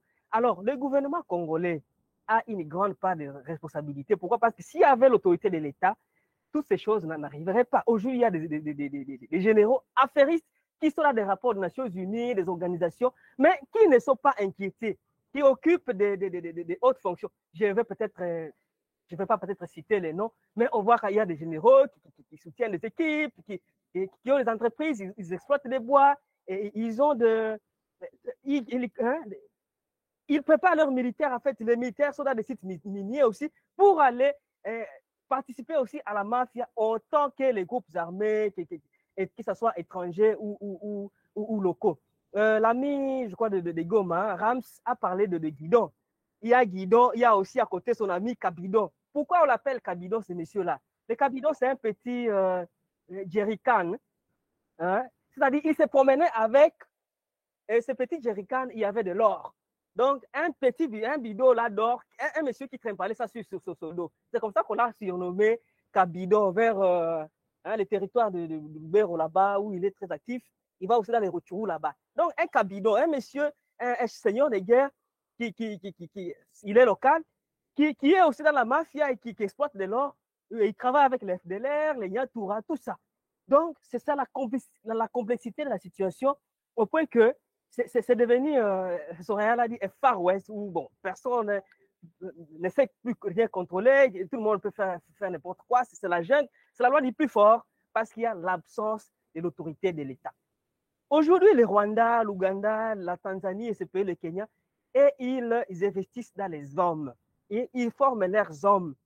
Aujourd'hui, dites-moi à Kinshasa, la capitale, il y a un seul comptoir d'achat d'or ou de coltan ou aux traites ou un laboratoire qui traite les coltans, ces matières stratégiques. Il n'y en a pas. Si aujourd'hui nos étudiants, nous les envoyons à l'étranger, nous les envoyons à l'étranger pour aller étudier dans quel domaine où nous ne maîtrisons pas. On les envoie aller étudier la sociologie, le droit, tout ça. Mais l'expertise minière, on n'en a pas. L'État congolais, c'est comme s'il n'a pas besoin de former ses citoyens pour aussi avoir cette expertise minière-là, que l'État peut s'imposer, que non, j'ai aussi tels experts, une fois on exploite, on peut accorder quand même une certaine valeur ajoutée à nos minéraux. C'est ce que le Rwanda fait. C'est ce que l'Ouganda fait depuis des années et tous les pays de la région. Mais la RDC, jamais le gouvernement congolais n'arrive pas à réfléchir de cette sorte-là. Alors, on est finalement dans un état, comme le professeur Bongeli disait, un état bébé qui n'arrive pas à s'assumer, à voir que non, j'ai un grand pays ici convoité ou avec des matières stratégiques aujourd'hui qui sont au cœur même de l'économie du monde. Mais l'État il n'organise rien du tout à terme de cette économie de prédation qui nous guette parce que finalement, c'est la loi d'Odd-Frank qui a été votée. Et ça a été à notre défaveur. Dites-moi quelles étaient les avancées de cette loi-là. Parce que la mafia, elle est superposée. C'est le Rwanda qui vient, au niveau interne, la mafia qui s'organise, les minéraux partent au Rwanda. Le Rwanda essaie de lui donner un peu de valeur ajoutée. Le Rwanda vend à la Chine peut-être va vendre aux États-Unis, aux entreprises américaines. Et la certification, donc la traçabilité n'est pas, donc c'est l'opacité totale et c'est ce flou-là qui est entretenu entre les affairistes au niveau direct, au niveau intermédiaire, que ce soit au niveau supérieur. Parce que les Congolais, les groupes armés locaux aussi sont dedans, et les groupes armés étrangers sont dedans, les dirigeants des pays de la région sont dedans, au niveau de nos gouvernants, il y en a qui sont dedans, parce que les généraux, tel général de la police, de l'armée, et même les hauts responsables du gouvernement, ils sont aussi dedans. Et alors, c'est l'omerta, c'est ce silence-là pour entretenir cette mafia qui fait qu'aujourd'hui, on peut même continuer à mourir et qu'on n'en parle pas, parce que le monde entier gagne de ce système-là. Parce que s'il y avait peut-être la traçabilité, il gagnerait peut-être moins. Alors, ils profitent, c'est la stratégie du chaos, que ce chaos-là puisse perdurer, on ne peut pas en parler, et ils s'enrichissent. Lorsqu'on a parlé que parmi même les trafiquants, il y a les agences des Nations Unies. Rams l'a dit. À l'époque, Madame Sylvie Vanderberg, c'était quoi, une Belge qui était je crois, porte-parole des Nations Unies, elle a même déploré que les sigles des Nations Unies sont utilisés pour trafiquer les minéraux. Donc, parce que ce sont des valises diplomatiques, les hélicos de l'ONU, de la MONUSCO, tout ça, ou bien des ONG, ces gens-là utilisent leur flotte aérienne pour trafiquer les minéraux. C'est connu, il y a même des rapports. Elle travaillait à la MONUSCO, elle a témoigné. Je vous renvoie au film documentaire de Patrick Forestier, 10 sang dans nos portables. Cette dame parle, déplore que non, même les sigles des Nations Unies est utilisé, donc la flotte des Nations Unies est utilisée pour trafiquer les minéraux. Vous voyez là où ça nous apporte. Alors, aujourd'hui, nous avons pensé que, oui, nous, on a milité le mouvement des indignés contre le Rwanda, l'Ouganda, tout ça. Nous sommes tentés aussi maintenant de pointer les vrais responsables, les dirigeants congolais. Quelle est leur part de responsabilité dans cette situation? Parce que le conflit congolais, c'est le plus meurtrier après celui de la Seconde Guerre mondiale. Avec pratiquement 10 millions, 12 millions, 15 millions de morts. C'est combien de pays comme le Gabon qui sont rasés de la carte du monde? Le Gabon, je crois, c'est entre 1 600 000 ou 500 000 habitants. Alors, au Congo, dans sa partie est, des gens se sont aventurés à tuer 10 millions d'habitants. Et ça continue, les gens continuent à être égorgés pour les mêmes causes, qui produisent toujours qui produisent les mêmes effets. Et rien ne fait. C'est comme ça que les indignés, nous avons accueilli vraiment avec un écho favorable parce qu'il ne fallait pas oublier justement cet aspect économique. Nous avons lutté politique, tout ça, mais c'est aussi cet aspect économique dont l'économie du monde a besoin, qui fait qu'aujourd'hui, nous continuons à mourir. Il n'y a aucune initiative pour arrêter cela. Alors, le gouvernement congolais aujourd'hui, parce que nous pensons que ce silence-là, c'est l'impunité totale. Ceux qui sont venus avec l'AFDL, ce sont les mêmes qui sont venus avec le RCD, ce sont les mêmes qui sont venus avec le CNDP, M23 bis. C'est pratiquement les mêmes acteurs qui sont là, qui ne sont pas inquiétés et qui sont là, les systèmes, ils sont connus et il y a des rapports qui les citent, pour ne pas citer beaucoup de rapports, par exemple le rapport Mapping.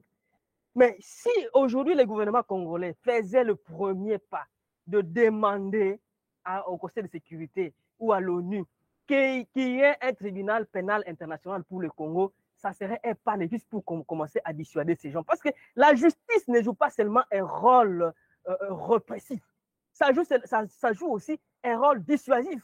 Quand un criminel voit que son ami a été condamné ou il a porté à prison, il est mort à prison, il peut se rétracter. Ou bien quand une personne, un criminel, est recherché par la justice, pendant qu'il est en train d'être recherché, poursuivi, il n'aura pas suffisamment le temps de s'investir pour commencer à organiser d'autres rébellions, d'autres mafias. Il va quand même essayer d'avoir peur.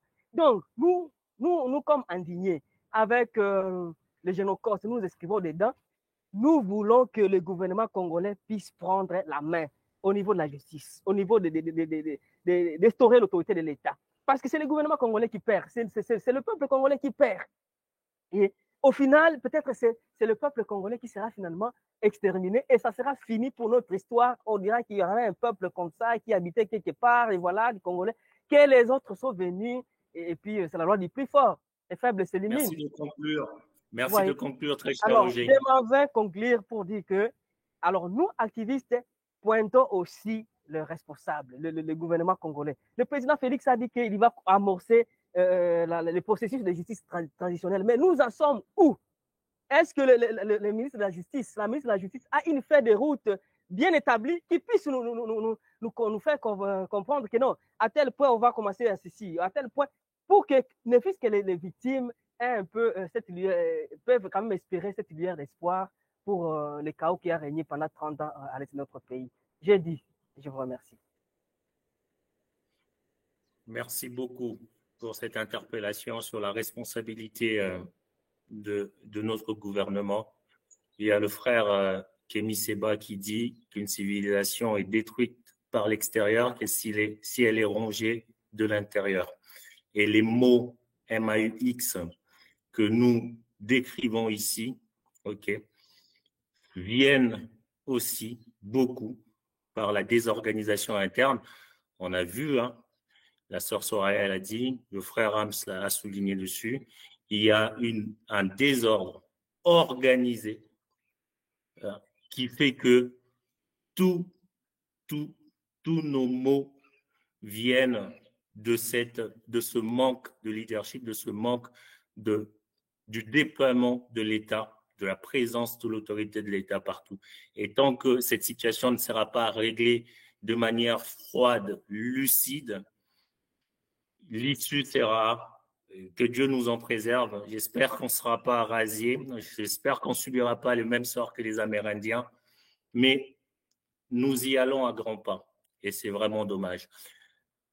La parole est à nous pour des interactions. On va faire du coup une minute, chacun pour essayer de paraphraser un peu tout ce qui vient d'être dit et surtout aller sur des suggestions de propositions concrètes à notre échelle sur lesquelles les frères et sœurs congolais pourraient s'appuyer pour amorcer un élan d'action concrète. Je donne la parole en premier au frère Yakil et puis par ordre le frère Sly, la sœur Soraya, le frère Ham et puis je reprendrai le frère Royan en dernier puis je reprendrai pour conclure. Merci. Merci Désiré. Tout ce que je peux dire, c'est juste merci. Parce qu'en écoutant chaque intervenant que nous avons eu aujourd'hui, Génocos 2023, eh ben, c'est important d'en parler. La plateforme permet à ce que les gens, et ça reste pour l'histoire, de se rendre compte de tous les dégâts qui est en train d'être fait chez nous, de ce que nous sommes en train de perdre en termes de coûts, en termes de vies humaines, et encore, pour un peu récapituler ce qui s'est passé, avoir l'accès à l'éducation, à la connaissance. Je me rappelle avoir lu la préface de Soraya dans un livre Congo Stories, qui aussi parle de ce qu'elle a démontré aujourd'hui. Et c'est important que pour chacun de nous, de laisser une legacy, héritage, quelque chose pour plus tard. Et c'est très, très important. Et cet exercice d'aujourd'hui pour Génocos 2023, je ne peux que vous dire merci pour votre participation. Et c'est important que les gens puissent écouter ce message, qu'ils se rendent compte. Les gens aiment dire quitter les groupes armés, mais ils ne comprennent pas ce qu'il y a vraiment, ce qui se passe. Et c'est important moi, il y a beaucoup de choses que j'ai appris. Jusqu'à maintenant, j'ai pris des notes et c'est vraiment des choses que je vais aller encore en profondeur. Donc, merci à vous trois. Et passons aux interactions maintenant. Je donne la parole à la sœur Soraya pour pouvoir rebondir sur tout ce qui vient d'être dit. Merci beaucoup. Je pense qu'on a beaucoup parlé. Moi, je vais parler sur 2 points très rapidement. Le premier point, c'est que j'ai souligné plusieurs initiatives qui marchent et qui méritent d'être soutenues. Je voudrais en citer nommément quelques-unes. Donc, j'ai parlé des LITIE, j'ai parlé de publier ce que vous payez au niveau international, qui sont prises dans des organisations internationales. Mais il y a des initiatives congolaises, bien congolaises, qui sont à saluer et à accompagner. C'est par exemple l'ONG Resource Matters, qui est une ONG moitié belge, moitié congolaise, qui travaille beaucoup dans les industries extractives, dans l'électricité, mais aussi dans la gouvernance en général de la RDC. Il y a le groupe GEC et Bouteli. GEC, c'est groupe d'études sur le Congo. Ils ont une initiative qui s'appelle Ebouteli, qui documente de manière très détaillée la sécurité, particulièrement dans les Kivu et l'Ituri. Ce sont des initiatives locales avec des jeunes locaux. Plusieurs d'entre eux viennent de la Lucha et donc Filimbi et d'autres mouvements citoyens. C'est très bien de les soutenir. Pour ce qui est de la diaspora, il y a 2 mouvements que je recommande particulièrement. Bien sûr, le Génocost, qui est une initiative depuis 2011 et à laquelle je participe volontiers dans la mesure de mes moyens, ici ou en international. Après, il y a Friends of Congo, qui est dans le plaidoyer au niveau des États-Unis. Voilà. À part ça, il y a les mouvements citoyens ici au niveau local qui ne sont plus aussi vocaux qu'avant parce qu'ils sont entrés maintenant dans une dimension plus technique de la documentation. Avant, c'était surtout les marches et ça, on sait, ça attire parce qu'on vous voit marcher, après on tire dessus, après on les arrête et tout ça. Et on a l'impression que c'est là qu'ils sont les plus actifs. Mais ils se sont rendus compte qu'ils avaient plus d'impact s'ils allaient dans le plaidoyer. Et le plaidoyer nécessite des actions minutieuses des terrains pour documenter ce qui se passe. Et après, quand on fait le plaidoyer, ça marche mieux. Donc, il y a plusieurs mouvements citoyens. Il y a Echa, il y a Filimbi, il y a Lucha, et il y en a beaucoup d'autres. Donc, j'encourage vivement ces initiatives. Par contre, il y a des initiatives que nous avons encouragées en leur temps, mais qui n'ont pas bien marché. Et là, je voudrais épingler au moins une de ces initiatives, c'est l'initiative Dodd-Frank. Dodd-Frank, c'est une loi qui a été signée, si je ne m'abuse, c'était en 2010-2011. Et c'était une initiative de traçabilité pour la transparence. C'était après un grand plaidoyer sur les minerais congolais, particulièrement le coltan. Et les États-Unis ont décidé que toutes les entreprises américaines doivent retracer leur cobalt, non, pas leur cobalt, mais leur coltan et leurs minerais en général pour savoir exactement d'où ça venait. Alors, on nous a expliqué que le coltan peut être extrait au Congo, revendu illégalement au Rwanda. Et à partir de là, au Rwanda, on le labellise comme s'il avait été produit au Rwanda, bien que ce pays n'ait aucune mine de coltan reconnue. Et il est revendu à partir du Rwanda.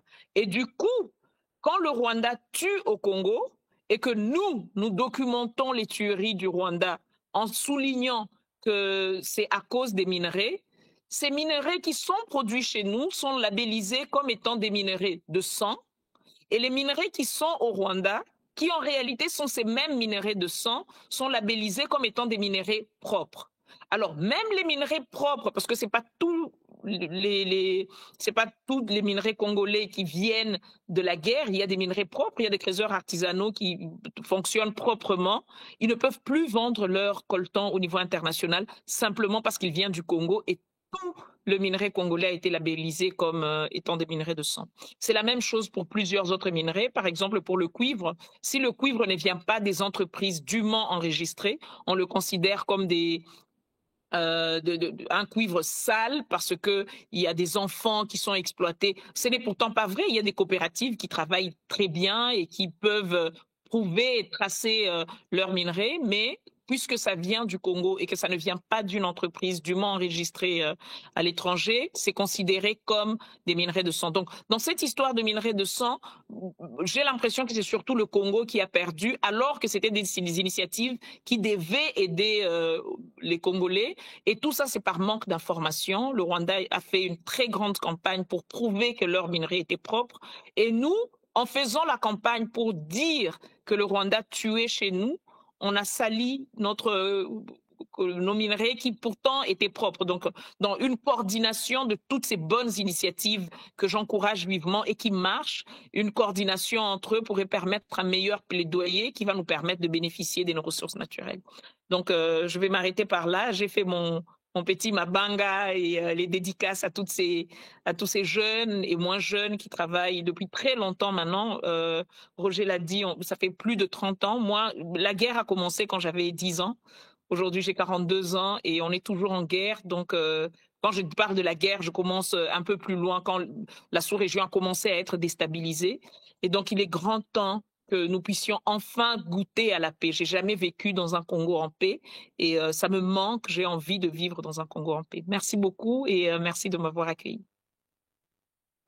Merci pour ces éléments d'éclairage, en tout cas, et pour votre brillante intervention, très chère Soraya. Très cher Rams, vous avez la parole pour conclure, en tout cas, et paraphraser ce qui vient d'être dit. D'accord, merci beaucoup. J'aime un peu ce que Soraya vient de dire, mais ce qui me fait froid au dos, c'est ce que plutôt Roger a encore suscité ma curiosité de voir que Rams est né dans une situation de guerre. Et bien sûr, aujourd'hui, j'ai des enfants dans une situation de guerre, alors je risque de mourir toujours dans la même situation de guerre, mais néanmoins, je suis en train de faire ma part des choses pour léguer un Congo bon à mes enfants.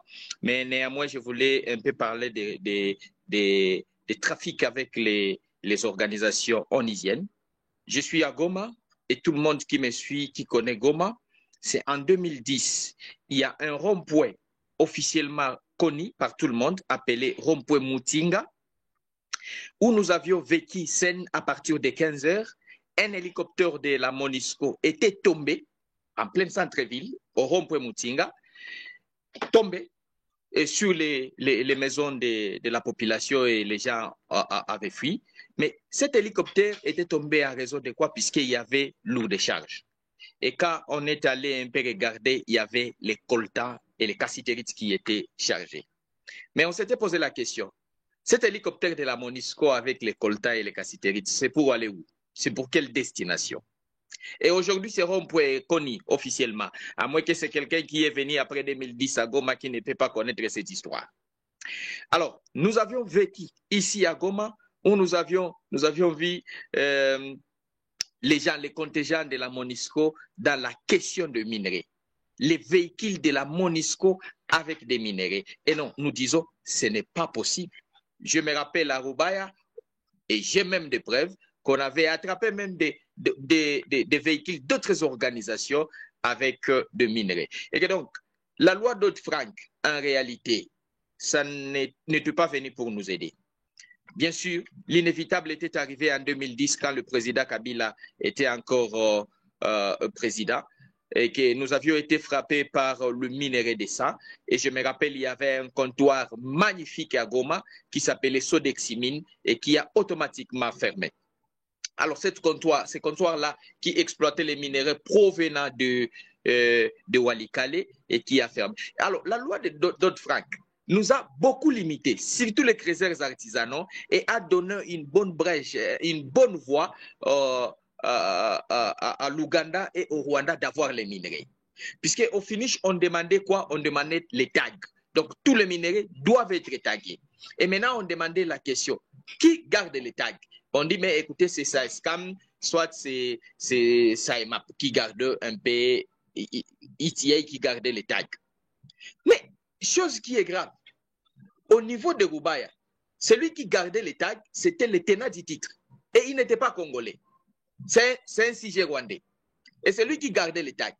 Donc, même un creuseur artisanal qui vient de creuser ces minéraux, il est obligé, c'est impératif, puisque si on les retrouve avec les minéraux non tagués, on appelle ça directement minerai de sang. Et ces personnes-là sont acheminées directement jusqu'à Kinshasa. Et que donc, ce creuseur artisanal est obligé d'aller à ces sujets rwandais pour acheter les tags et laisser les minéraux là-bas, appeler centre de négoce, c'est à lui maintenant de lui fixer les prix et lui fixer maintenant le délai auquel il va lui payer. Alors, ces minéraux aussi est acheminé directement au niveau du Rwanda. Donc, vous voyez que la loi Dodd-Frank n'est pas venue pour nous aider, mais la loi Dodd-Frank est venue en réalité pour nous foncer un peu les clous dans le cœur. Voilà, qu'est-ce que je pourrais dire encore sans pour autant dire que nous continuons à vivre les fraudes au niveau du Grande Barrière et du Petite Barrière, orchestrées par, bien sûr, les gouvernements congolais. Plusieurs généraux, je l'ai dit, sont dans leur question des minéraux illicites. Je tire attention pour citer, si vous permettez, Papa Slide, Papa Désiré, sur un point très capital. Ici, nous sommes en train de parler des minéraux, mais je vous assure, dans 6 mois qui est devant nous, nous risquons d'avoir plus pur avec l'exploitation de ces 27 blocs gaziers, entre autres ces 3 blocs gaziers au niveau du Kivu. Cette situation inquiète plusieurs personnes au niveau de la communauté, mais je vous assure, ce sont des bourreaux, des grandes personnalités qui sont dans cette question. On parle aujourd'hui de Beni, mais Beni est cartographié avec l'exploitation gazière. Ituri est aussi répertorié dans l'exploitation gazière. Et là où je suis en train de parler, les lacs Kivu est déjà subdivisé en 3.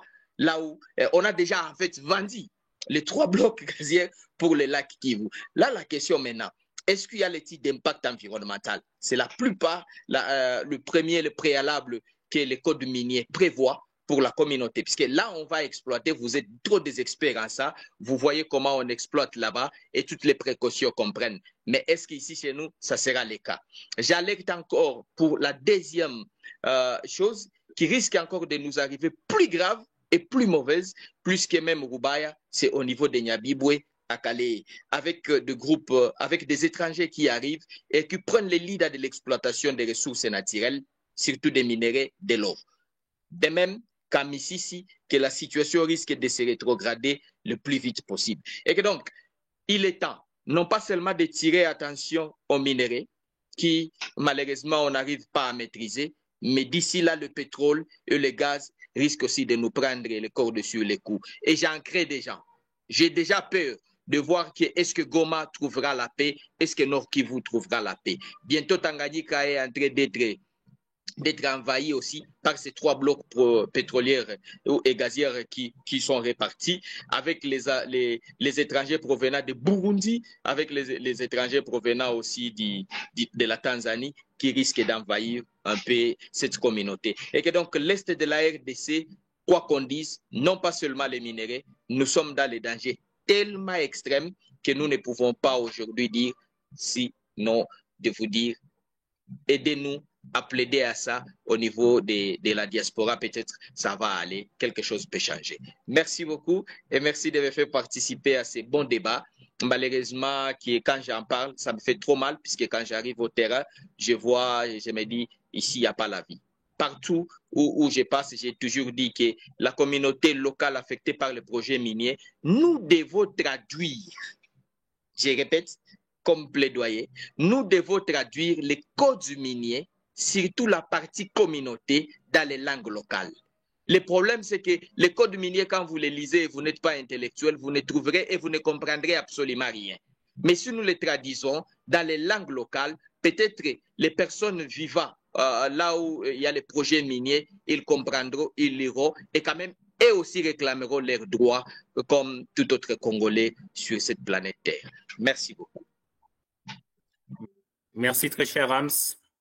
Nous allons faire une pause et puis nous revenons juste après pour la suite de notre séance.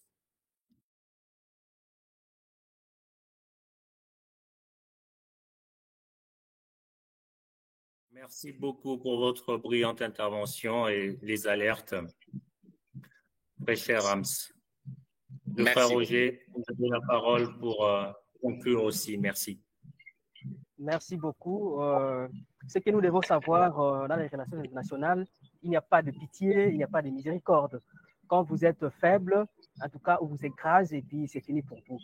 Donc, c'est à ce sens-là que nous disons qu'il est temps que nous commencions à nous remettre en question, nous Congolais, surtout nous activistes, nous qui avons opinion sur l'opinion, et influencer les autorités, influencer les sommets pour que nous prenions nos responsabilités. Parce que la première responsabilité pour sortir de ce drame revient d'abord à nous, Congolais, les populations congolaises, le gouvernement congolais, le président de la République. Nous estimons que le président Félix, du moins par rapport à son parcours, a les mains propres, il a le pain sous la planche pour qu'il fasse vraiment un saut audacieux afin qu'on puisse commencer à dissuader tous ceux qui sont dans ce système au niveau interne de prédation qui nous coûtent des millions et des millions de morts. Parce que notre avenir, l'avenir de nos enfants, a dépend.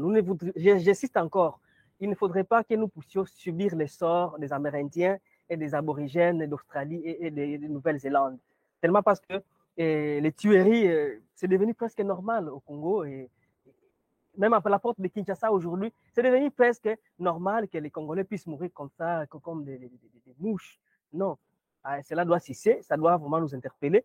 Au cours de ce génocauste que nous sommes en train de préparer, nous espérons que nous allons vraiment marteler sur cet aspect-là et susciter plus que la responsabilité du gouvernement congolais puisse être plus engagée pour les pistes qui commençaient quelque part par rapport aux pistes de sortir, prendre les pistes de sortie des crises. On a vu l'état des sièges, on instaure l'état des sièges au Nord Kivu et en Ituri, mais c'est pendant l'état des sièges qu'on vient récupérer des pas entiers de notre territoire. Aujourd'hui, nous n'avons pas le contrôle sur une grande partie des Rutshuru, des Massissi, aux environs de Goma, de Nyiragongo là-bas. Ouais, pendant l'état des sièges. On a donné encore aux militaires, parmi eux, il y a beaucoup d'affairistes, on les donne encore le pouvoir de gérer des entités et sans solution, nous en sommes où aujourd'hui. Donc, c'est à ce niveau-là que nous voulons que, ensemble, qu'on puisse vraiment conjuguer les efforts, faire davantage les organismes, CAIP, les mouvements citoyens, les indignés et d'autres, à consortium, qu'on puisse vraiment consolider nos points de vue sur toutes les bonnes stratégies et pour que nous puissions prendre des initiatives qui valent la peine d'être prises afin que nous puissions sortir de cette crise. Merci. Merci beaucoup pour vos interventions, pour les interventions. Tout de suite, nous allons faire une deuxième pause et nous revenons juste après pour la suite de notre échange. Je suis Johanna Nyange Kasukulu. Je suis la nièce de Yvette Nyange Mawa, foraine du Kassika. Je soutiens la commémoration du Génocote et le rapport mapping du docteur Denis Mukwege. Aimer toujours, mais jamais oublier. À la mémoire des millions de personnes que nous avons perdues au cours de notre longue histoire de génocide, dont le souvenir s'est estompé dans les méandres de l'histoire, nous nous souvenons. En hommage aux millions de personnes perdues à jamais, victimes de la famine ou de la maladie, car elles n'ont pu puiser dans les ressources de notre terre prospère, nous nous souvenons. Nous rendons hommage aux millions de personnes que nous avons perdues à cause des déplacements forcés et à tous ces réfugiés et personnes déplacées qui ont été arrachés de leur foyer. Nous nous souvenons. En mémoire de ces millions de personnes que nous avons perdues face à l'esclavage et à l'exploitation violente de notre terre, dont les souffrances ont marqué l'histoire à jamais. Nous nous souvenons. En reconnaissance de toutes les millions de personnes qui ont lutté pour défendre nos droits d'égalité et de liberté, faisons face à l'oppression politique avec courage et détermination. Nous nous souvenons. Que brille une dernière bougie d'espoir pour les millions de personnes qui continuent de lutter dans notre pays troublé. Travaillons sans relâche pour construire un avenir meilleur malgré les adversités. Nous nous souvenons. Sans plus tarder, nous allons observer 1 minute de silence en mémoire des victimes du génocide congolais.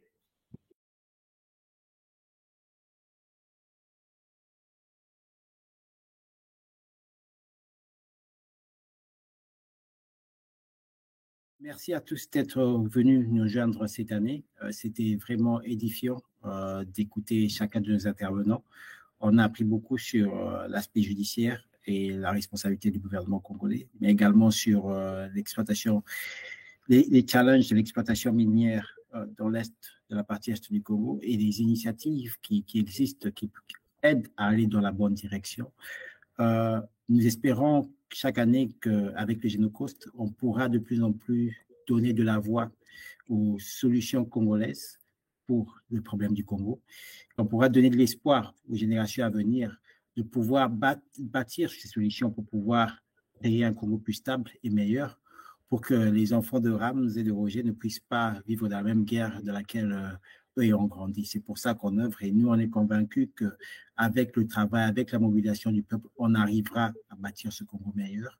Peu importe la grandeur de la montagne, comme on dit en anglais, a 1,000 miles journey start with one step. Donc, un voyage de plusieurs kilomètres commence avec un pas. Donc, pas par pas, nous allons avancer, continuer à pousser vers ces solutions, vers ce Congo stable et paisible. Et nous remercions encore nos intervenants. On va sûrement organiser d'autres émissions avec vous, si possible, pour parler de ces thèmes en plus de profondeur. Mais pour l'instant, j'aimerais juste remercier tout le monde et remercier aussi Désiré pour le bon travail qu'il a fait entre autres aujourd'hui. Et vous souhaitez tous une bonne journée. Merci pour tout. Merci. Merci. Au revoir. Merci. Au revoir. À bientôt. Ciao. À bientôt. Vive Ciao. Génocost 2023. Merci.